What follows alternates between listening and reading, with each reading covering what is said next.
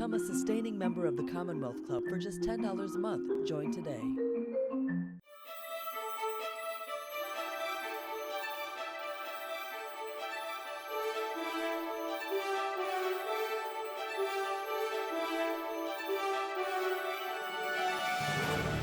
Welcome to the Michelle Meow Show at the Commonwealth Club of California. I'm John Zipper, the club's Vice President of Media and Editorial, and your co-host for today. Thanks for joining us. If you're joining us for the first time, the Commonwealth Club is a 118-year-old nonpartisan nonprofit organization dedicated to the civil discussion of important issues of the day. Any views expressed are those of the speakers. The Commonwealth Club is producing hundreds of programs a year, even during the pandemic. So head over to commonwealthclub.org/MMS for all upcoming programs, plus podcasts and videos from past programs.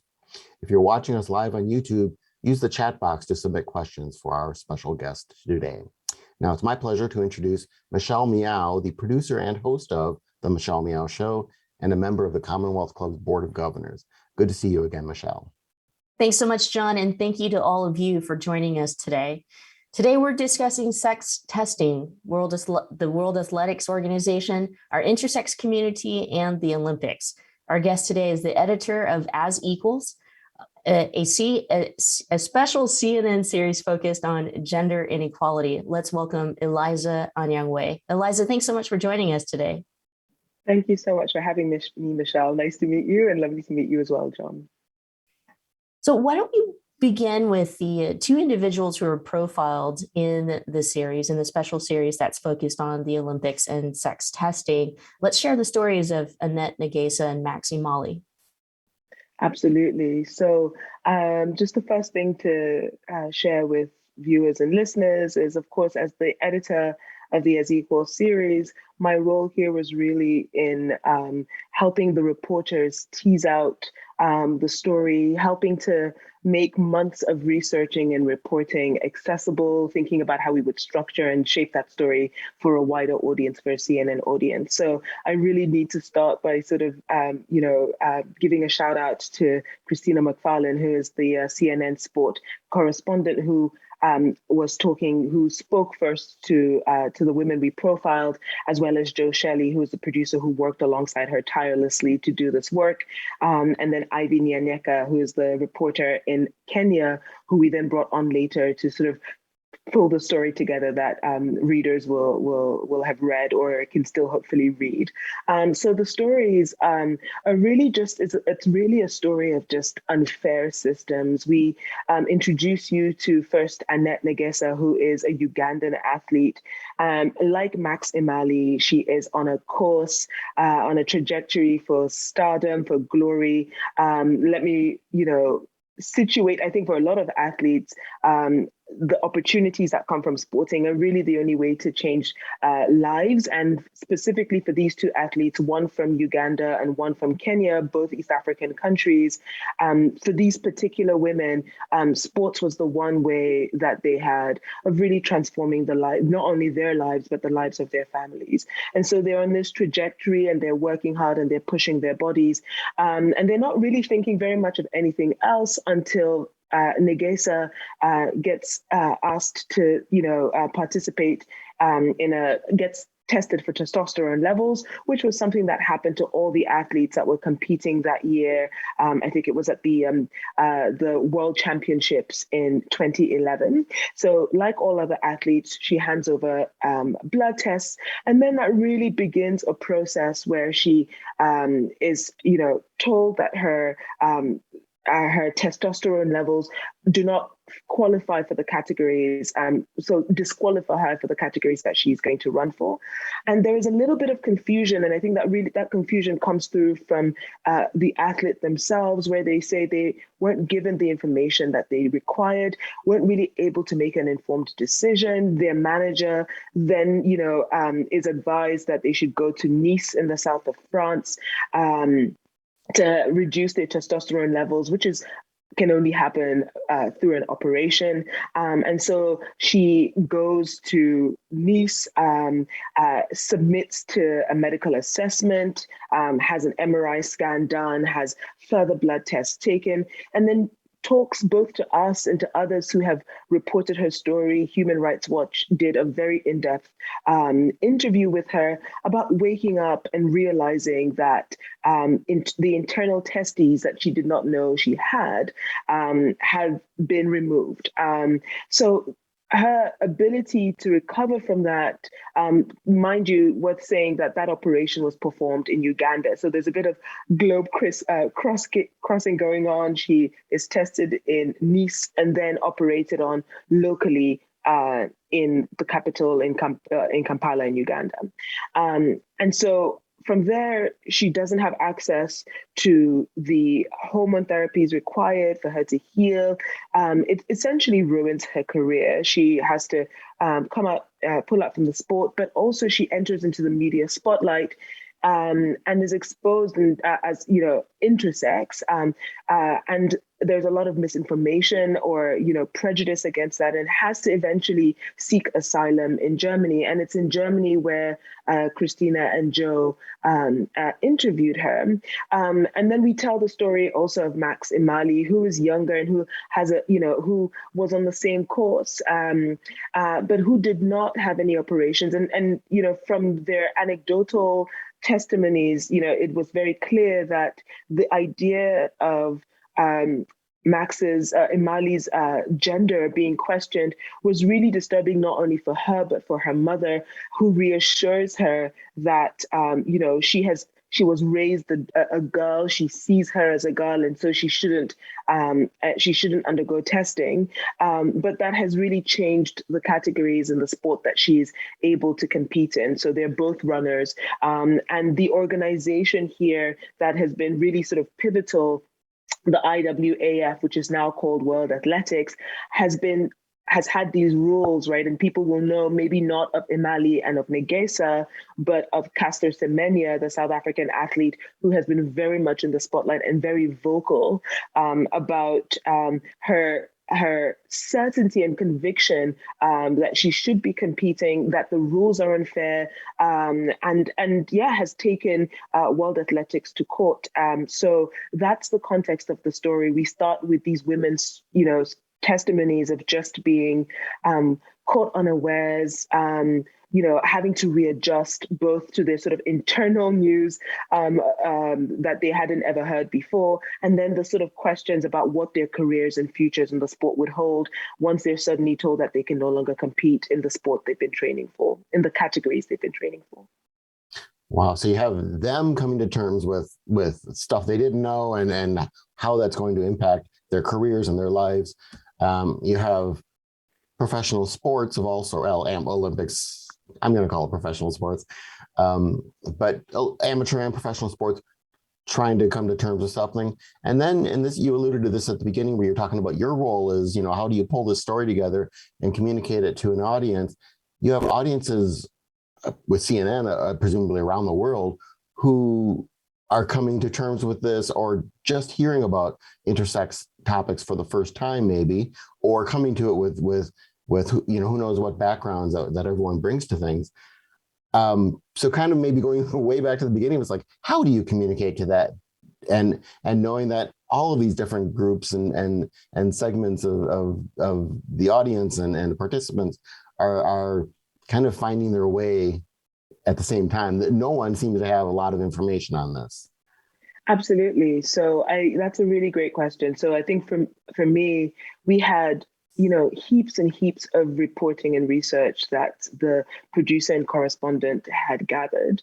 And then even more so when we brought on the freelance journalist to report the story, they were also interviewing people for the written story. So from the start, we knew that we wanted to tell a multimedia story. We wanted for people to be able to access the story in multiple ways. And we knew that there was a lot of information we had to digest. So putting it all in written word was not going to be the way to do it. So we really had to work very closely with our visuals team to develop the interactive elements that you see, the explainer of what it means to be intersex, the timeline of sex testing. So there were some core elements that we had to first map out.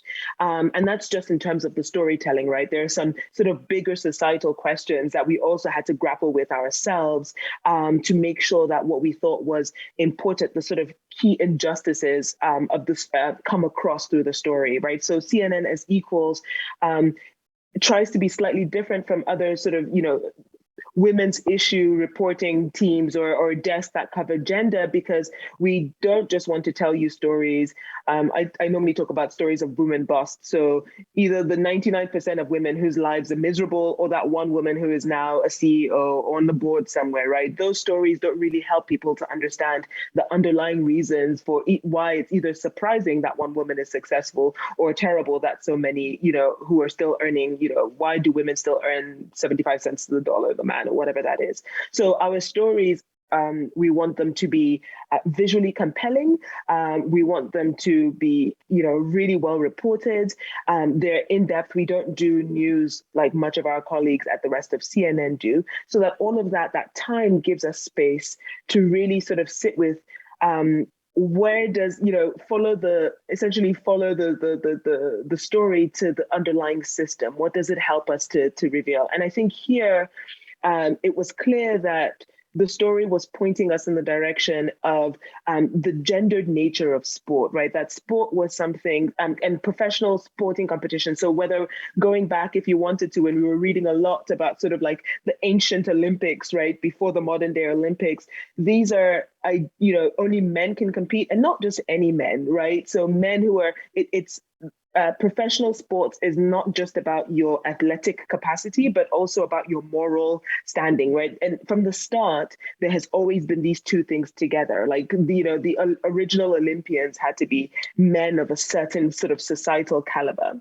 And then there's a lot of reticence through the decades, for women to be allowed into sport. The founder of the modern Olympics movement was against the inclusion of women. And that plays against the backdrop of that question of, since sport is competitive, the geopolitics of the time, maybe countries will be submitting men as women to compete. And so that sense of, on one hand, how might countries, so, Russia or the US try to undermine each other by submitting male athletes to compete as female athletes, shape some of the history of sex testing, but also the question of, what women are in society to do, right? The misogynistic perception that we're meant to just be pretty and paint our nails and be delicate flowers. And so in the story, we quote this New York Times article, and I can't remember if it's from the 50s or 60s, where the writer says, who is going to want to marry these athletes, these Olympians, because, they might be able to throw a short put, but, if they can't, these are all my words, obviously, cook and clean, who's going to want them? And so whether it's through the Olympics or other sort of sporting competitions, the World Athletics events, it becomes clear that women are not just perceived as competitors in those spaces, but they represent something bigger. And so the idea of there being, some kind of unfairness, or that this is something that needs to be policed closely, becomes the responsibility of these organizations, the World Athletics Federation, World Athletics, or the IOC, which is the International Olympics Committee. And they see themselves as neutral arbiters who are just trying to ensure that the sports remain fair. But of course, from the perspective of these individuals, it is massively unfair. We're going to get back to that because I have a whole lot of questions about that to see if you had uncovered additional information about, who exactly gets to sit around. I'm imagining in my mind a round table where they define, what's too much testosterone and so on. But I did want to touch on, since, you brought up the gender aspect of the conversation, that there's also a racialized aspect. And if we can go into that and share, the conversation that's included in the project, that we talk about the injustices from that point of view. Yeah, absolutely, Michelle. So one of the things that the story covers, and we speak to Payoshni Mitra, who's an academic and has been for a long time an advocate on the side of intersex athletes. And she basically speaks to what she sees as, this unfair focus on the sporting prowess of women from the global south, right? And anecdotally, this is difficult to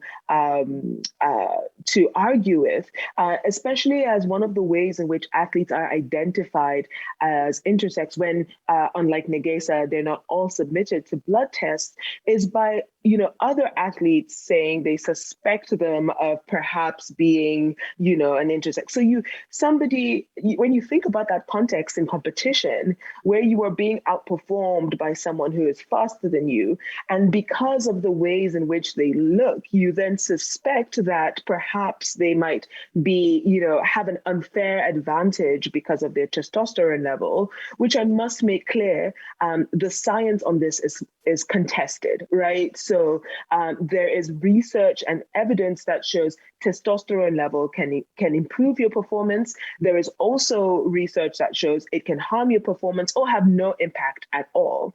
So there is no, and also to be clear, male athletes who are very successful, so athletes who identify as men, some of them have low testosterone levels, right? So we are not policing the testosterone levels in men. It doesn't seem to be a problem to their achievement, whether they have low or high testosterone levels. But for women, there is a sense that this creates some sort of unfair advantage. And here, to the question of it being racialized, we see that a lot of the athletes who are affected, so a very clear example for audiences is that at the last Olympics, so not the one that has just finished, but the Olympics before in Brazil, the Rio Games, the three athletes who medaled in the 400 meters race were all disqualified because of testosterone levels. In the sense that when we now come to Tokyo, none of them are competing in that same race, right? That is a very real, very immediate impact on the games. And all three of those athletes were women from the global south, right? All three of those were women of color. And so the sense that this, unfairly affects women from the global south is difficult to contest. Now, one of the things that we also found, for the sake, not of balance, but of just sort of creating a more complex issue, a much more complex picture, is that perhaps some of the reasons why it is mostly athletes from the global south who are coming to discover that they're intersex, and not all of them identify as intersex, not all of them have come out to say they're intersex, but let's say who have levels of testosterone that disqualify them from certain categories of competition, is because there was a practice in the States in the 1950s to give what was called corrective surgeries. Now, maybe you will see my screen is being frozen, so you can't see my sort of heavy quote marks there, as I've got these sort of air quote marks going. But these were considered, corrective surgery. So the practice in science and for families was if you had a child who had both sex organs, and maybe sort of let's say a vulva, but also internal testes, there was a lot of pressure to choose your child's gender at birth, and so to perform an operation on that child, and then to raise them and socialize them, because we know that gender is a social construct, to socialize them as one gender or the other, right? So some of the people we spoke to say, well, there are fewer athletes who are competing now as intersex from the global north because this practice that was very prominent in the States and elsewhere has meant that if you're a certain age, you would have been socialized as female or male, right? So if you had internal testes, for example, they would have been removed, so your testosterone levels are not going to be a problem. As that is being challenged now, and academic communities, pediatric care communities, and parents and intersex people themselves are saying that this is not an illness. It's not like I have a tumor that needs to be operated on, and that gender is socially constructed, so I can choose how to socially construct my gender. As those conversations are beginning to be had, and fewer operations are happening, fewer corrective surgeries are happening, perhaps in a few Olympics time, we might find that actually there are also athletes from the global north who are testing, whose testosterone levels might be might break World Athletics rules or the IOC's rules. But also, if we're to be hopeful, maybe in a few Olympics time, those governing organizations, those sporting bodies might change their rules in such a way that whether someone might have high testosterone level or not might not immediately preclude them from competition. This obviously is taking it beyond the scope of this project, but what about, for example, high school sports and college and other sporting areas? Are these issues must be being tackled there one way or another? And if so, do we know, is there a trend as to, accepting this as a third definition, or just putting, kind of forcing it into a category? I mean, what do we see elsewhere besides the Olympics? Yeah, this is a great question. I think that on social, because gender is socially constructed, various societies and communities are in different places on that conversation, right? So, one of the things that was apparent, for example, in Negesa's case, is that, there is a lot of stigma and prejudice against intersex athletes in the same way as there is against just, the LGBT community. And those things are associated, even though, it doesn't have anything to do with necessarily how the individual might identify or what they might say of themselves. So we know that those conversations are in different places. We know that New Zealand, for example, this year, had an athlete, a trans woman compete. We also know that being trans is different to being intersex, right? But these are all sort of topics that are swimming in the same waters. And in the US, particularly with as you've mentioned, high school and sporting competitions, there is a very sort of pressurized pressure cooker conversation happening there, which, we have to acknowledge because culturally, America still very much, conversations in the States still very much shape at least media conversations elsewhere, if not people's lived realities, right? We still very much have a cultural hegemony where the rest of us are consuming American media and consuming American ideas and American cultural discourses. But on a practical level, for athletes like Negesa and Imali, this is just a basic question of understanding of the issues. What does it mean to be intersex? What are my rights as an intersex person in a context where also my rights as a woman might be challenged, my opportunities as a woman might be limited? How do I advocate for myself, and how do other people advocate for me as well? And that is, that is the sort of the wider question, right?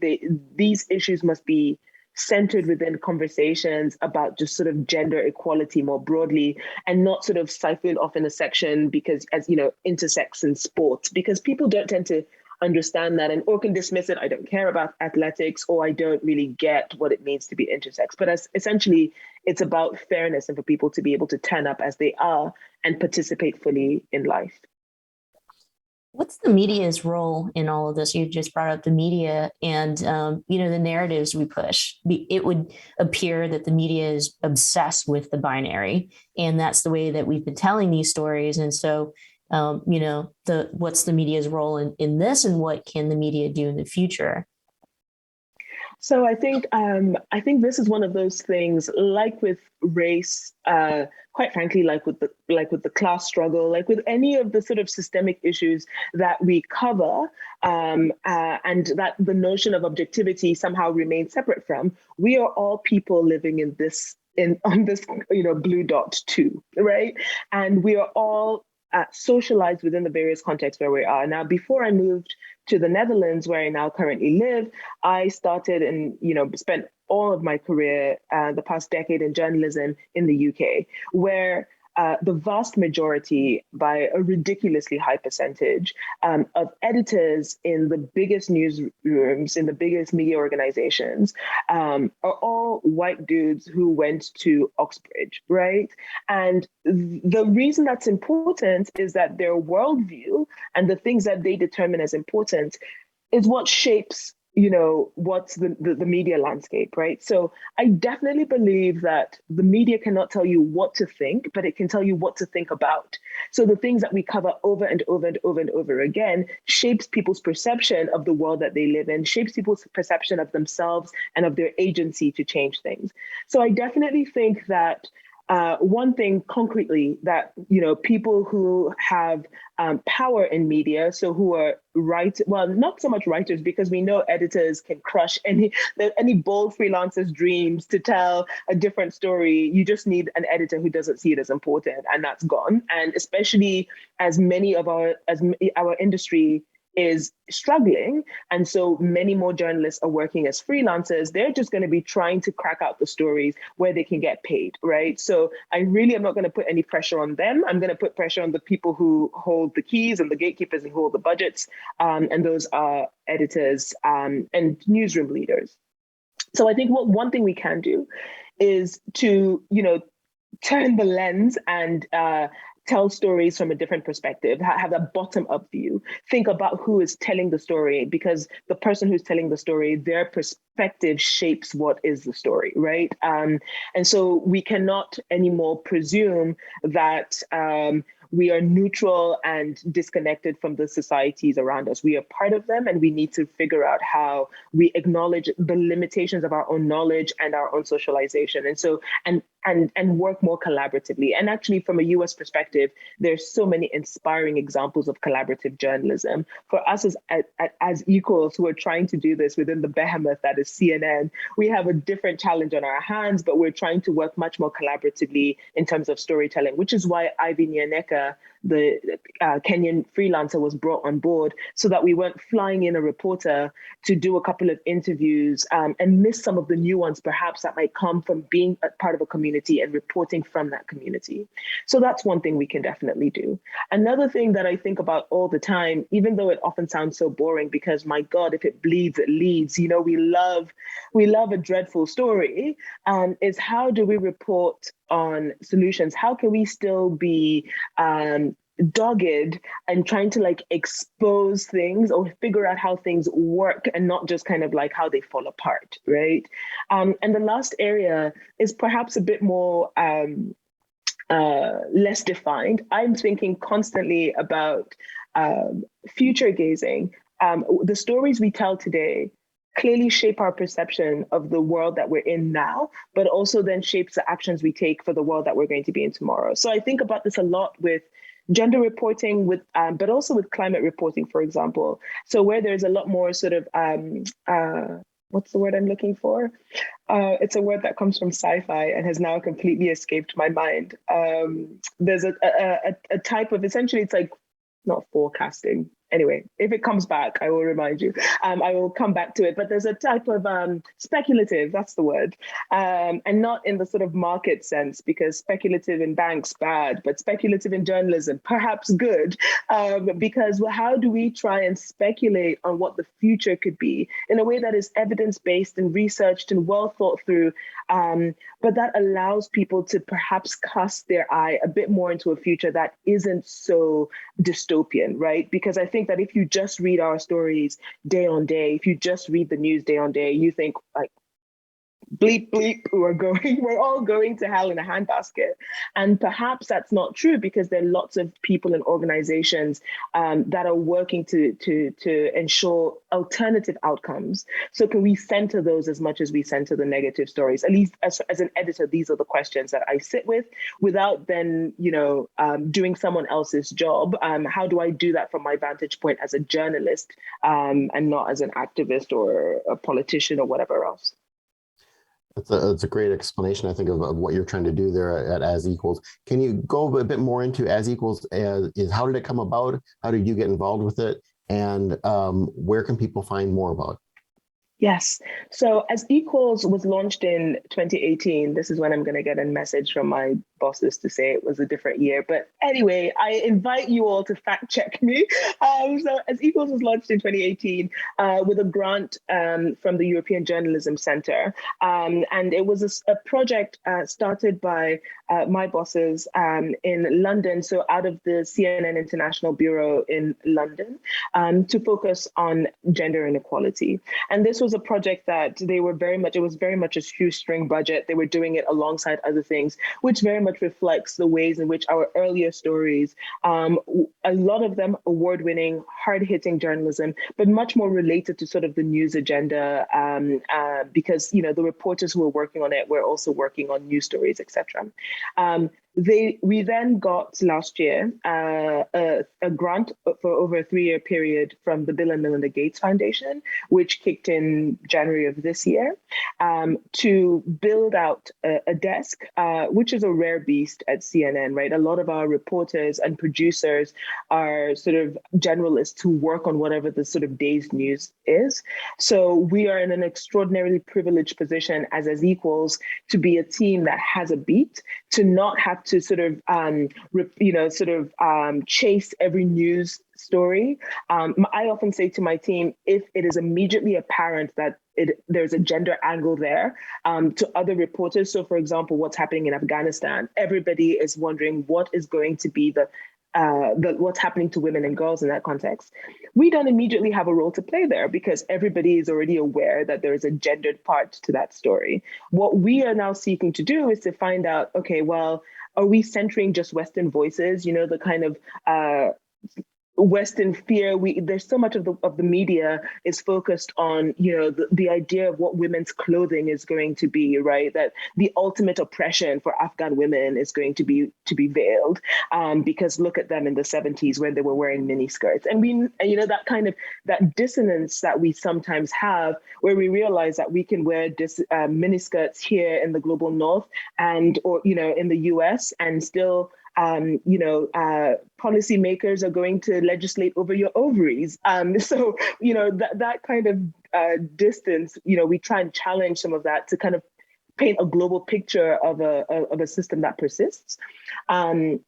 And so, yeah, as Equals now is a team of 6 people across the world. I have a reporter in India and in Nigeria, a video producer who's just leaving us from Seattle. And we are going to tell stories in written word, in video, hopefully do more audio. I see us as the innovation lab of CNN in some ways. And then we just happen to be focusing on gender stories, right? We're trying to see if we can train an audience on a diet of more considered, you know, long form, slowly reported stories. I borrow this from an old boss of mine who says, you know, a lot of news is about telling you what the weather is, and our job is to tell you about the climate. And that's the role that we have at Equals as well. We don't want to just give you a kind of weather report for the day. We want to give you a step back view, so that you have an understanding of the climate, because that meaning is important. We're deluged in information, but not enough sort of meaning making. And we're going to try and play our part to do that when it comes to stories about gender inequality. What's been, I guess, shocking, if you've uncovered shocking information that you didn't know before while doing this project? I'll say, you know, the one story that we got the honor to get to know, which is sex testing. What was shocking to me was this athletics organization or this group of people, and to me, at least, my opinion, in some ways, playing God and defining, you know, who's a woman, who's a man, and the amount of testosterone that would define who's a woman and a man, and then being behind the scenes in, I guess, convincing or pushing people to go have these medical procedures that, in, again, my opinion, is a human rights violation. Yeah, I often think, and I can't I can't say that about world athletics, but when I hear you talk, I often think about sort of like the banality of evil, right? That expression, because what is most shocking to me is how these systems of oppression, these systems of exclusion exist, are maintained and perpetrated without anybody even having any real sense of malicious intent, right? We spoke to the lawyer from World Athletics who defends, who explains their actions as being, benevolent and, almost helping people to identify that they're intersex and then do something about them as though it's an act that is empowering, right? But as you've said, even though they do not pressure people into surgeries in their own, to say that actually you can no longer compete in these categories does shape the choices that people have, right? So you might not say, in order to compete, you should do X, Y, Z. But to say you can no longer compete unless you do X, Y, Z still shapes people's lives, right? And we did for a minute sort of, sit and look, wanted to understand who is making the decisions. It would be so easy and wonderful if we just had a picture of, 70 old white guys and we're like, look, and then we were able to contrast it with Negesa and Imali, but it's not that simple, right? And these systems are upheld and maintained, also by women who are like, actually, sports needs to be fair. Yes, we need to test. Yes, it seems unfair to these individuals, but better for the greater good. It is important that, at least for me, wherever the reader or listener comes to at the end of the story, where they can make their own conclusions, but that there is a dominant, that for me, I often think, because our stories are long and in-depth and about systemic issues, not what is the changed perspective that you can walk away from. Like, I'm not going to change your mind in a story. In fact, maybe the issue is so complicated that one story cannot sort of crack it open with an easy solution, right? We're not Google Answers. However, can I leave you with with a clear emotion, with a clear feeling? And if you come away from this story thinking, I don't know how sport should be organized, but it is very unfair how it currently is, great. Then there's someone else who's activated to think about, like, what purpose does gender serve? Right? And what purpose does gender serve in sport? And if we can start to question these things, then maybe we end up in a better system than one that we currently have.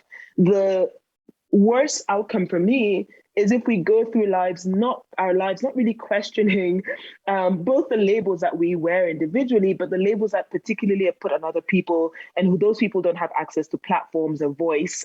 So, my job is to cast a spotlight on these people and communities who are wearing labels that we don't seem to question, right? And I think about the power of words like this all the time, right? What does it mean when you call someone illegal? What does it mean when you call someone, intersex, or they have too much, all these labels, and then how we build systems around those people. And some people have easy access and the straightest path, and others, have to go around the houses. Just by exposing that, hopefully we can start to interrogate our place in it, and maybe challenge it. And what is happening within the Olympics infrastructure, the decision makers and the people who kind of either support or make these rules? Is there kind of a change going on there, or is it pretty solid that no, we think we're doing the right thing? I think the latter, unfortunately, at the moment. So we will wait to see the judgment in Caster Semenya's latest appeal. So we don't yet know what that is. And our colleagues in sports, as well as my team, will be following it to see what happens. The Olympics showed that some of the athletes who were told they could not compete in certain categories have gone on to excel in others. Does that sort of give the IOC or World Athletics cause to, dig their heels in and say, look, you see, it doesn't end careers. You can just kind of reorient? Or does it, put other categories under the spotlight now, and people get really frightened that intersex athletes or athletes with high testosterone levels are going to now dominate in other categories? So do we see the rules changing to exclude them there too? It's a wait and see. And I think the Olympics of this year were really overshadowed, of course, by COVID and having Olympics under, in a heightened sense of like uncertainty and tension with the pandemic, right? The Japanese population was deeply displeased with that. And so it was very difficult for there to be any other lines that, were really drawn out. I think to the question Michelle asked me before about what has shocked me, I think that sense of these, the things that happen to women and non-binary people being considered so normal, like that at best we will have a headline, there might be a brief mention in reporting, and not the kind of sustained WTF that we need over an extended period of time. Like how normal it is to go, oh yeah, okay, Texas has now said, it's basically outlawed abortions. Oh, okay, today's headline, let's move on, right? How normal it is for an organization that is unelected, not representative of anybody, to be deciding who can be, for the sake of sports or for the sake of athletics, be considered a woman or not, right? Because there are only two categories. It's male or female, and this unelected body is making that call that affects people's lives. And we can, there's a kind of bookmark, we can bookmark it in our minds and kind of move on. And I think that the levels of, just gender inequality are so normalized. That's what's most shocking to me. It's kind of like, how do I break through that? Because we just accept it. We'd love to hear more about some future stories that you might be working on or that's coming up. Yeah, so in order to help us focus, because 3 years is a very short period of time, year one is almost up. I'm going gray just thinking about it. So we need to think about what we can achieve in the time that we have left. So As Equals is going to focus on 3 big bucket areas.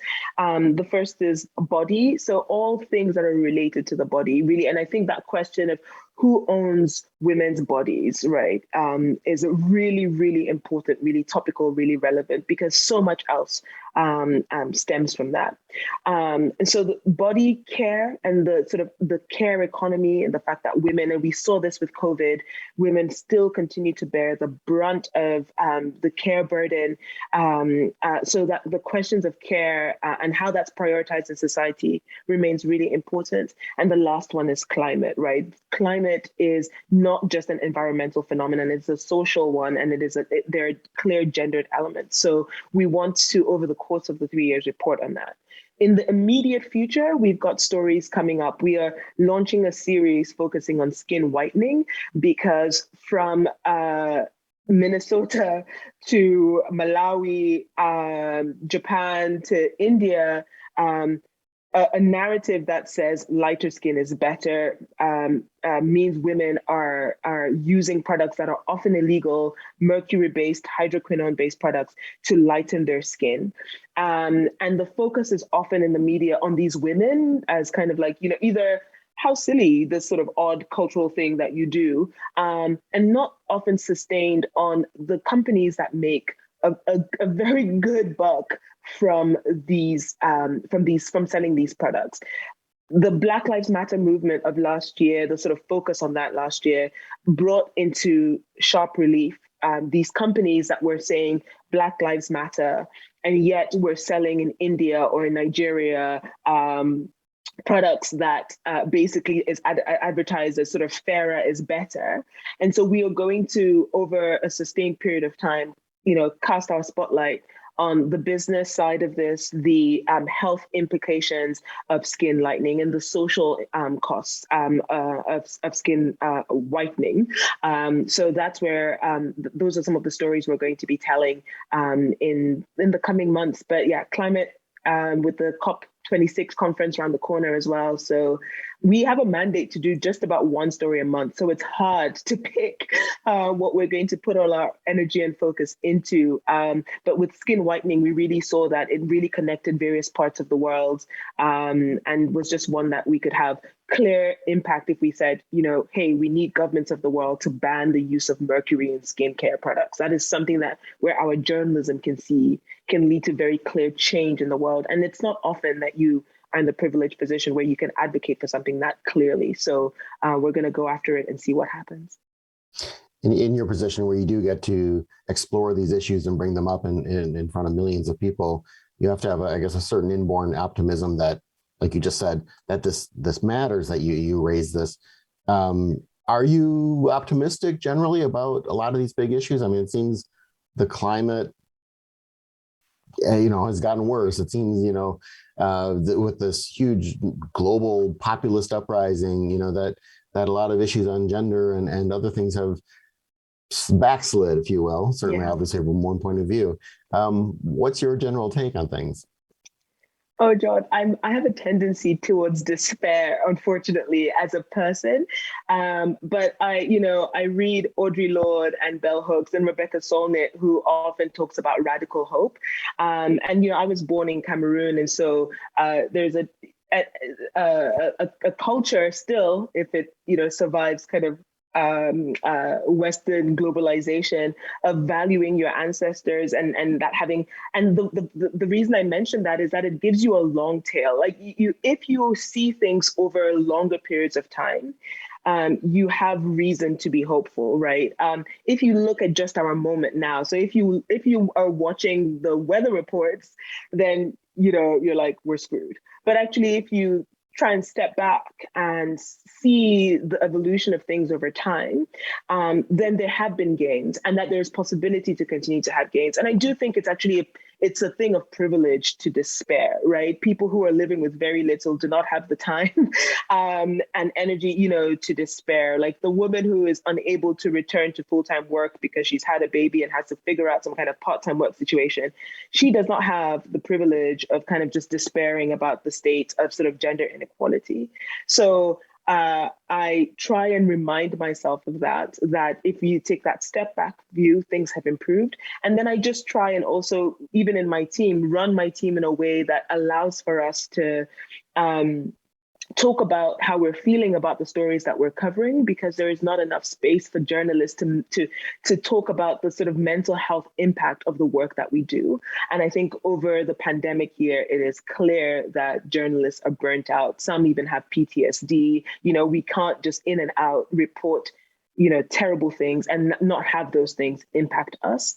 So I'm privileged that in my team, I can create that space for us to talk about not just how we're feeling, but how do we respond to that in the work that we do? And so to be able to center the whole person, it is from that distance that I have from sort of the news agenda that allows me to do that, right? Like if I had to be cracking out 100 stories a day or whatever it was, we would not be in the position to do that. So I think that allows me to remain hopeful. I think it's absolutely important and critical that we remain hopeful. And I think the other way to remain hopeful, if anyone is looking for tips, is just shift your gaze, right? So for example, on climate, a lot of the sort of ideas and solutions that we're now focusing on, whether it's small scale agriculture or intercropping or, the importance of land management, or even recognizing that trees are not just kind of like factors of production.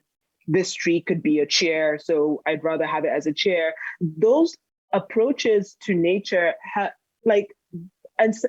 indigenous communities, right, have championed and focused on for a long time. So if we have lost our way, then we can't, presume while we're trying to figure it out, there are communities, if we just shift our gaze and say, hey, what is the indigenous approach to this? What is in places like in West Africa, where we're talking about gender inequality often and LGBTQ rights.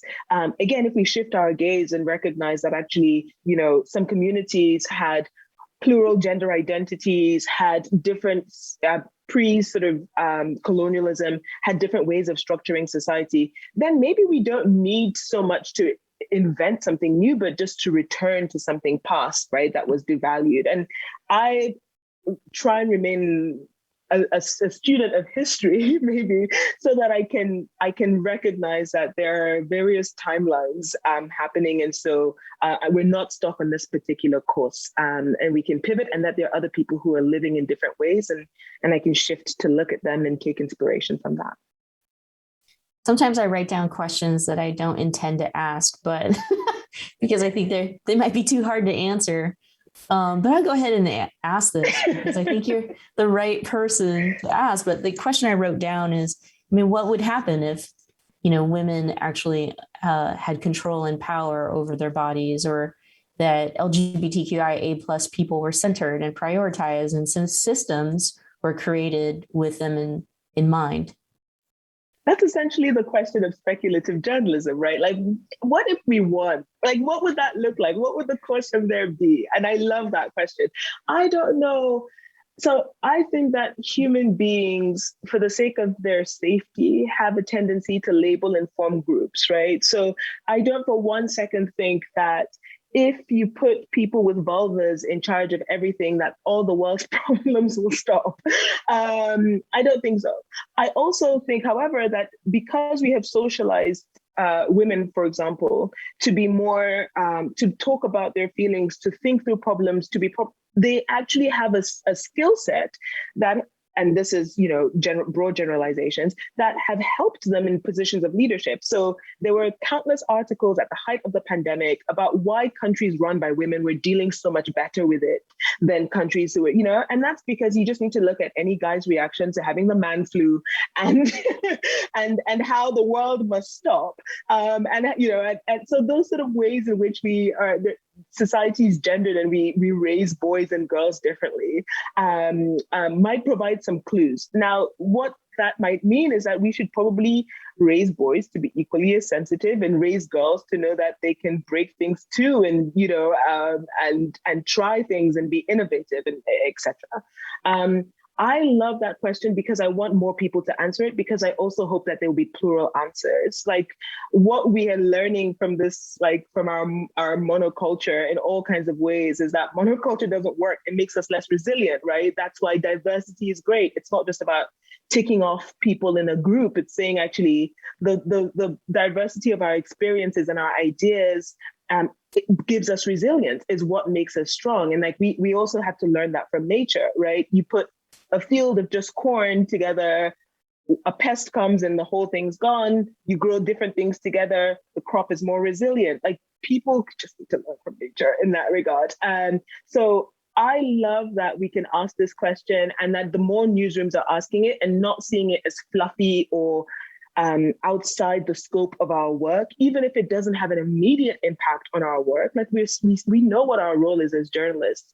I think that asking these questions might help us redefine what that role is as we're kind of having an existential crisis, right? Like, if everybody who has a phone is a journalist, where does that leave me? And like, actually there's still a role for people who can pull all these threads of information together, ask the big questions, are kind of tenacious and curious and dogged in their search for answers. The guy with the phone who records the fire, he doesn't need to explain to anybody why it happened or come back the next week to see if anything has changed because of it. There is still a role for us in doing so.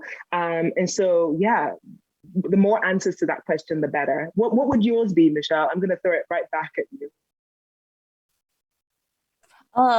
Yeah, thank you for doing that. Because the initial answer would be like, I don't know. I've never been taught or given the opportunity to imagine that, right? Like, I live in a world and live in a society in which fighting the oppression is my existence. And so if it were to actually happen, I think it would be magical in a lot of ways. And I think that there would be less hurt and pain and trauma. And that's as far as I can answer it. Back to you, John. Yes, I want to hear John's thoughts. This is a different way of getting to the same thing, and that is just there are questions I don't ask necessarily because I think the answer is depressing. And that is, a lot of what you're just talking about is stuff that was common coinage, common currency, if you will, of conversations and political movements when I was in grade school in the 1970s. You're who you are, regardless of what your boy or girl or whatever, and you try to be what you can, and even on the same thing on the racial side of trying to overcome long-term things. And it's like, after the 1970s, we went through at least 4 decades of pretty severe reaction to that. I'm obviously talking the United States, but it may be mirrored elsewhere as well. So Okay, so now if we're asking some of these same questions and some people are still feeling, the same pressures and problems are there, are we in a better space? Because at least 4 decades later, Angela Merkel is stepping down after 16 years as a very popular leader of Germany, arguably of the West. We've had a number of other female leaders. We still do in places like New Zealand and elsewhere. Or should I be depressed because 4 decades later, we're still talking about the same thing and it's still an initial problem for a lot of people to just get beyond? So I'm throwing this yes to both of and? you. Yeah, well, yeah, go for it. Have a yes and view, right? There are days when I'm sure in your own part of the world and in the things that matter to you, it's all doom and gloom and despair. And whatever you need to do to pick yourself up, like that's why community is so important, right? Whoever helps you do that, more power to them. And that support network is invaluable for that. Despair on the micro, but hope on the macro, right? So I have a kind of yes and view, and we should, right? Because these things are not mutually exclusive. They're no binaries. So why treat this as one? It can be both bad and good. It can be getting worse and better. And yeah, we need to just keep prizing open that space, because I think oftentimes for the people for whom it is good, there's someone else, as I've said, who is out of view and presumably voiceless, for whom it is very bad. And so we just need to be making it possible for more people to exist in that space. And I think the ways in which we tell stories that really shifts away from the dominant narrative of the 80s and 90s and that kind of like hyper kind of market capitalism mode, where everything in our lives becomes construed as, a give or take, there's a limited pie. And if I'm doing well, someone else is doing badly, etc. How do we shift those narratives, right? So that actually the perception that we have of including someone else and their voice doesn't have to sort of diminish my voice in any way, right? Giving rights to LGBTQI teens or trans teens and including them, I use gay marriage as an example of this.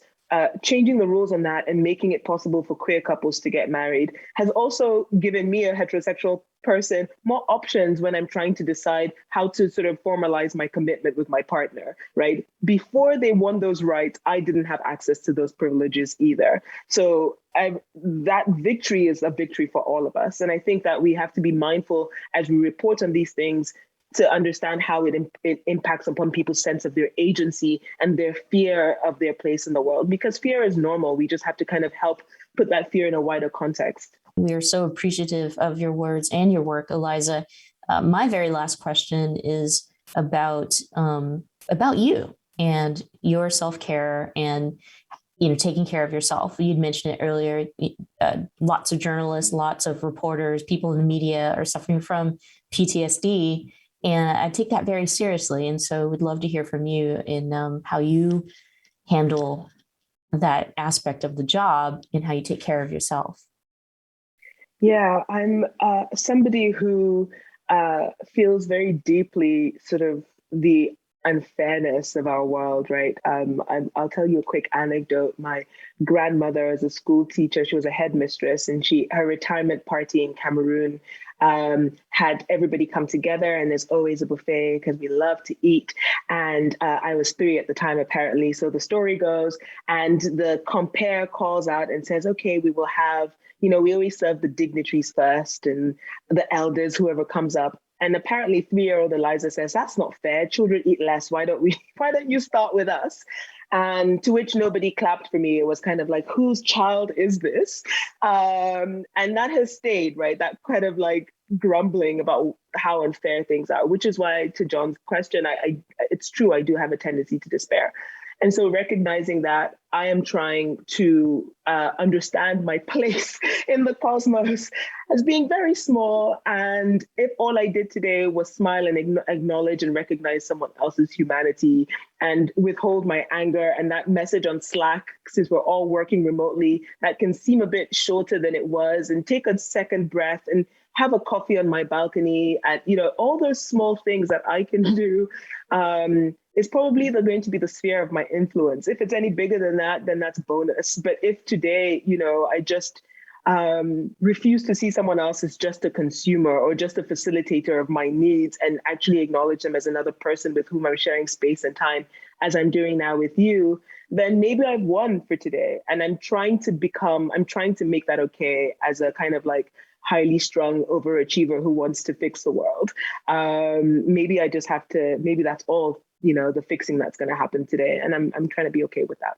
John, do you have a last question before we end the program? Well, this kind of is touching on what you kind of just went into, Eliza, which is I've been wondering about, because we've asked a lot of the folks over the past couple of years how they've done their job, how they've not done their job, during a pandemic, what they can do remotely. And, yes, you have the benefit of stopping and taking a break on your balcony, but specifically for journalism, do you, and you said you've got, reporters in Nigeria and Seattle, et cetera, or folks all around the world. Do you communicate as well with them over Zoom and on the phone as you would in a newsroom?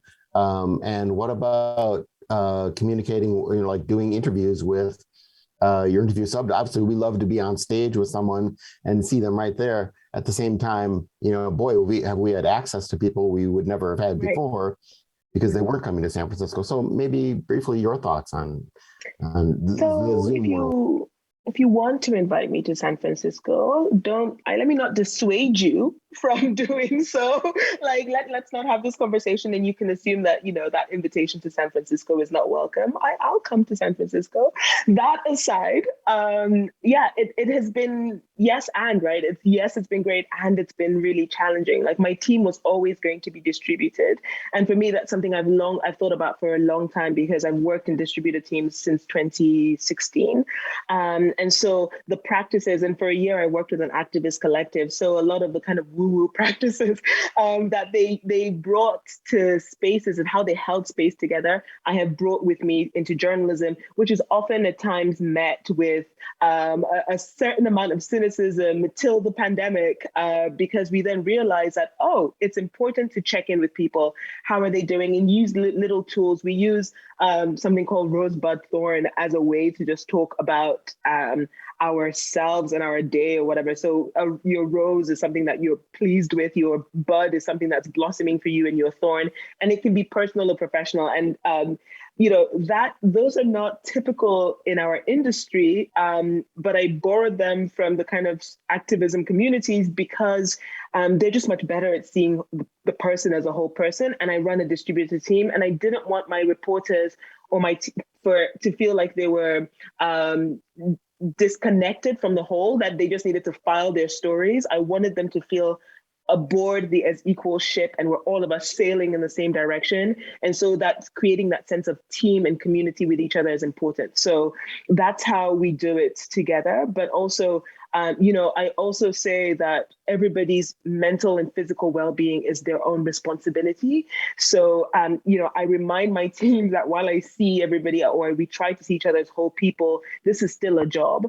And so I talk about that perhaps in ways that might be discouraged. I'm like, if this job is not serving you and your needs and your mental and physical health, you need to see, you need to revolve out of it. Like that sense that your job must provide your entire complete satisfaction, and no, please nurture friendships outside of work, nurture hobbies, take up knitting, whatever it is that you need to do that gives you something outside of our time together as we work together, is going to be invaluable to sort of balancing you out. And it's very difficult to do, especially because to say to someone, I'm an editor at CNN, the kind of, it's good for the ego, but I have to be more than an editor at CNN to kind of survive this world, right?